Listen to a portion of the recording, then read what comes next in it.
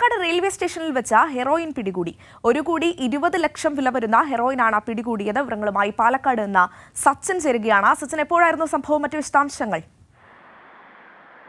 അഞ്ജന, ഇന്ന് ഉച്ചയ്ക്ക് 2 മണിയോടുകൂടിയാണ് പാട്ന എറണാകുളം എക്സ്പ്രസിൽ നിന്നും ഇത്തരത്തിലൊരു ഹെറോയിൻ പിടിച്ചത്. ഏകദേശം 166 ഗ്രാം വരുന്ന ഹെറോയിനാണ് പിടിച്ചെടുത്തത്.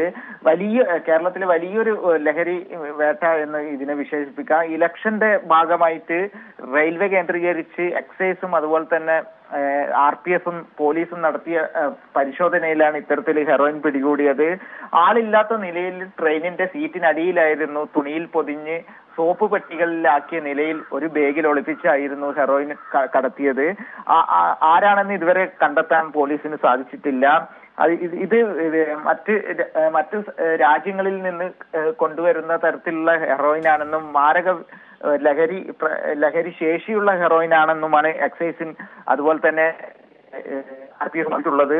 അതുപോലെ തന്നെ ഇത്തരത്തിൽ വലിയ രീതിയിലുള്ള ലഹരി സംഘങ്ങൾ ഈ റെയിൽവേ കേന്ദ്രീകരിച്ച് ലഹരി കടത്തുന്നുണ്ടെന്നും അതിന്റെ ഭാഗമായിട്ട് ഇനിയും വലിയ രീതിയിലുള്ള പരിശോധന നടത്തുമെന്നും RPF വ്യക്തമാക്കി. അഞ്ജന. ശരി, സച്ചിനാണ് വിവരങ്ങൾ നൽകിയത്.